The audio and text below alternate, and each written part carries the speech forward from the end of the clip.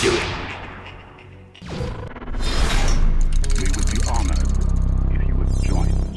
Hey guys, how are you all doing? So in The Empire Strikes Back, Yoda taught Luke, always in motion, the future is. Enough so that even Yoda could see the fate of Han and Leia at the hands of Darth Vader. But it's the lack of certainty that drives Luke to go after his friends. Sensing the future with the Force is dangerous and can lead to the dark side. Yoda knew this and always cautioned others to be wary when receiving visions. But how do visions of the future affect other Jedi when they have them? We know how it affected Anakin with his visions of Padme, but how did they affect Count Dooku, the future Sith Lord? In the new canon audiobook, Dooku, Jedi Lost, Count Dooku, Sifo Dyas, and his master, Len Kostana, are trapped by creatures known as presagers, who seek to sacrifice them so they may have visions of the future. The presagers use a trap of quick-growing moss that quickly overcomes the Jedi, taking their lightsabers and clouding their minds with the dark side. Basically think the Devil's Snare from Harry Potter, and you'll get what this is. The dark side quickly asserts its power and Dooku hears voices of the past. He hears Yoda, his sister Jenza, and others that made fun of him in the temple. He can't get the voices out of his head and chants, "The Force is with me, the Force is with me." But then the voices turn from past to future. He hears a woman screaming for help, and then Darth Sidious taunting the woman to help herself. At this point, the other Jedi are completely covered by the moss. Dooku thrashes and twists, but can't get free. He screams for help. He can't see, he can't hear, he can't even breathe. It completely cocoons him as his consciousness slips away. Then,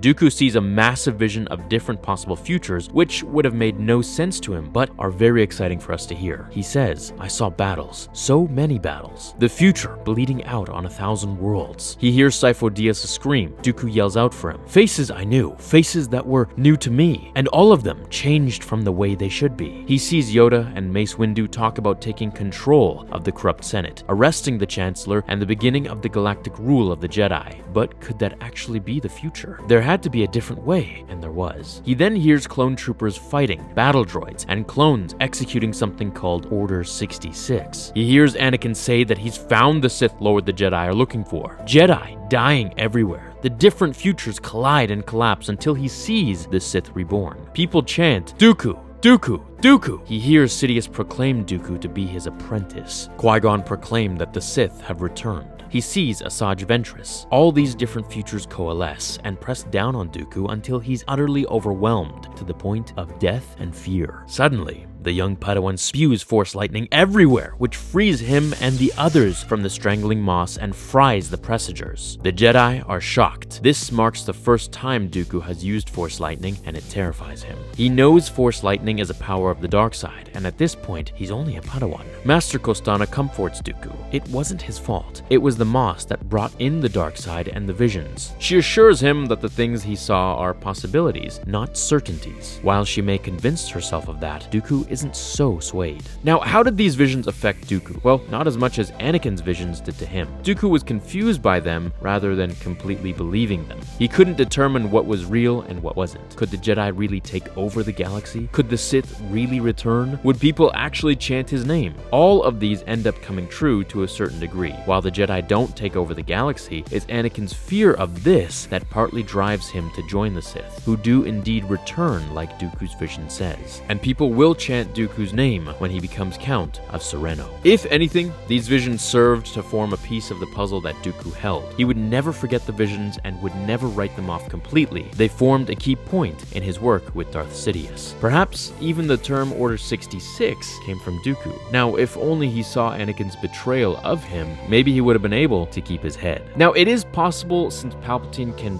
really read minds very well, that he read Dooku's and maybe even went in there into his past and saw these visions that he had. Then come to think of it, he probably could have seen those visions himself, and with all the dark side stuff that he's done. So what do you guys think? Would you have believed the visions if you were Dooku? How would you have reacted if you unconsciously produced Force lightning at such a young age? I think this is a good testament to show just how powerful Dooku was and how ahead of everyone in the Jedi Temple he had become, even from such a young age. Let me know in the comments below. I hope you enjoyed this canon video. It is a super interesting audiobook. Leave a like if you enjoyed this one, and I'll make more videos about this book. Have an awesome rest of your day, and I will see you in the next one. Until then, remember, the Force will be with you, always.